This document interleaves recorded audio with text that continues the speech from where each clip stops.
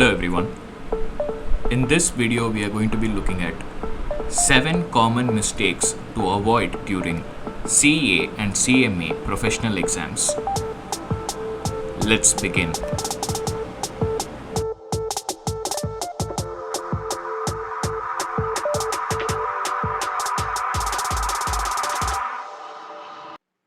Number 1.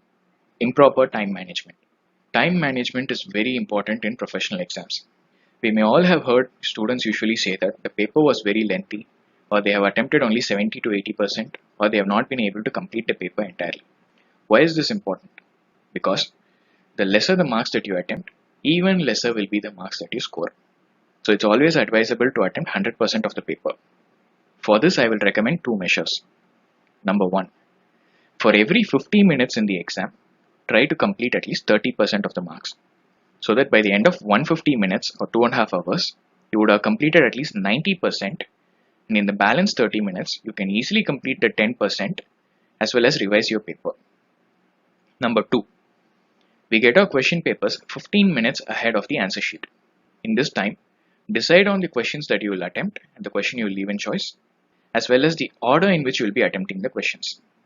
I would suggest start with the questions you feel are easy and then move to the difficult question. Why I say this is because there is a small psychological aspect involved.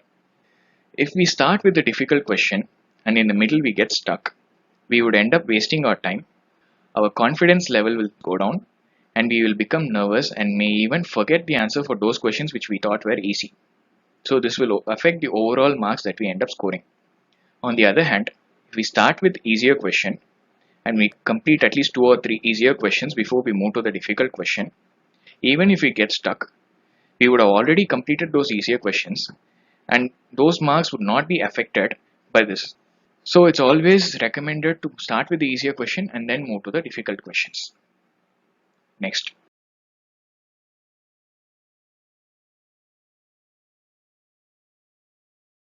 Number 2. Carrying inadequate writing materials and stationery. One of the most easily avoidable mistakes that many of us commit anyway is that we do not carry sufficient writing materials, sufficient or adequate writing materials, be it pens, pencils, erasers, sharpener, ruler, etc.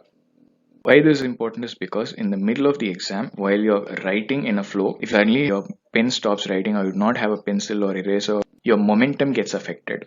Also, you're not supposed to borrow any stationery or materials from any other student in the exam hall. If you try to borrow some material and get caught, you will actually be tried for malpractice. So avoid doing that and always carry adequate writing materials and stationery. You're only supposed to use black ballpoint pen for writing the answer, so carry sufficient 2 or 3 black ballpoint pens, pencils, erasers, etc. Another thing is that when nearing the end of your answer sheet, main sheet or additional sheet, always before completing the last page, raise your hand and request for an additional sheet.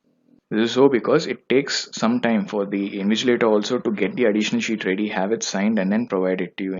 In between that, you may end up losing 5 to 10 minutes. So if you fully complete the paper, main sheet or the additional sheet and then request for an additional sheet, you may end up losing some 5-10 minutes.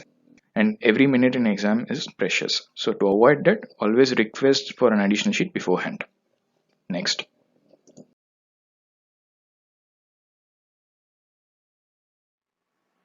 Number 3. Writing wrong question references. This is yet another easily avoidable mistake, yet somehow some of us make this mistake unknowingly during the exams. There are only 2 main reasons why this happens. One is that we have a choice in the question paper.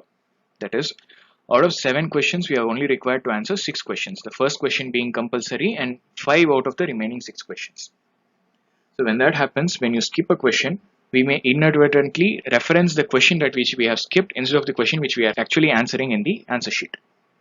Secondly, many questions have sub-questions which in turn may have sub-parts. So while writing the answer, we need to write the exact sub-question and the sub-part which we are answering.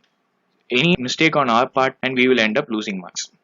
So to avoid all this, it's always imperative that after finishing the exam that we once go through the answer sheet and ensure that the right question numbers have been referenced against each answer.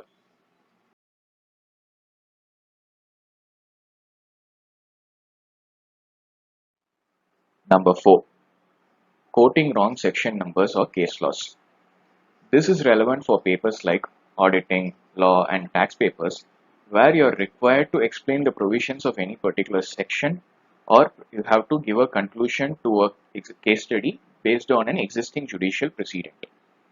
In these cases, unless you're absolutely certain about the section number or the notification or circular number or any case law legal precedent, that is in which case it was, who's the petitioner or who's the respondent or which year the case law was pronounced, unless you're absolutely certain about it, do not quote the section number or case law reference. Why I say this is because even if you proceed to explain the provisions of that particular section, or you proceed to analyze that case and provide your conclusion without providing the section number or the case law, you will still be getting the marks. However, if you quote the wrong section reference or case law in the answer sheet, you would end up losing marks. So therefore, it is better to provide the section number and the case law reference only if you're absolutely certain about the section and the case laws. If you even have the slightest bit of doubt about the section number or the case law, do not provide them. Just explain the provisions of the section or the case law and solve the problem.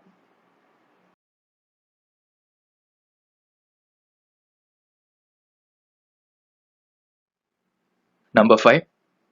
Improper presentation. Presentation is another important aspect when it comes to professional exams like CA course. Some common tips which we can follow to improve the presentation in papers are: 1. Always begin your answers in a fresh page, in a new page. 2. Write neatly and legibly, that is, have less strike throughs or don't do any strike throughs or less white marks in the paper. 3.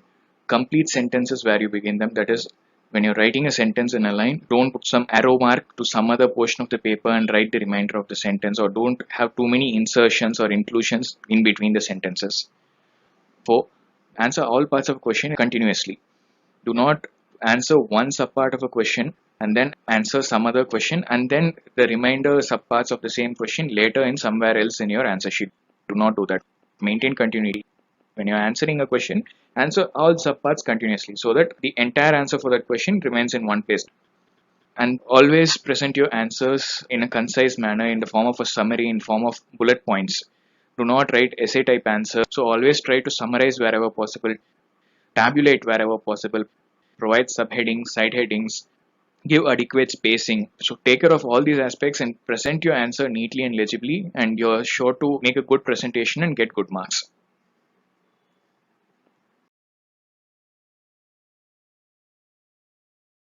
Number 6, no working notes. This is again very important because what is required is not just the final answer to the problem, but also how you have arrived at the final answer. So while writing the answer in the answer sheet, you are not only required to provide the ultimate answer, but also demonstrate how you have arrived at that answer by providing detailed working notes showing the steps what you have taken, the assumptions that you have taken, and any other important note which you wish to convey to the examiner. This is important because each step carries a certain weightage, it carries a certain mark, and the examiner has been instructed to provide those marks only if you have written that step correctly. So provide detailed working notes in your answer sheets. Also, this is not relevant for MCQ questions. This is relevant only for descriptive questions. Next.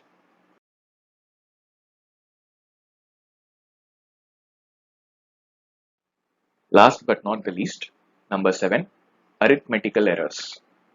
This is relevant for practical papers like accountancy, tax papers, etc. As I've mentioned in the earlier point, in CA exams, you are not only required to give the ultimate answer, but you are also required to give detailed working notes showing the steps you have taken in arriving at that answer. So when you're solving practical problems, it may so happen that due to tension or due to lack of time when you're solving the question in a hurry, you may commit some arithmetical errors, even in simple arithmetical calculations. If it so happens that you're committing a mistake in the final steps or in the last steps of solving a problem, you may only lose certain small amount of marks. Whereas, if you commit any arithmetical error in the initial steps of a problem, all these subsequent steps will also end up being wrong and you will end up losing more marks.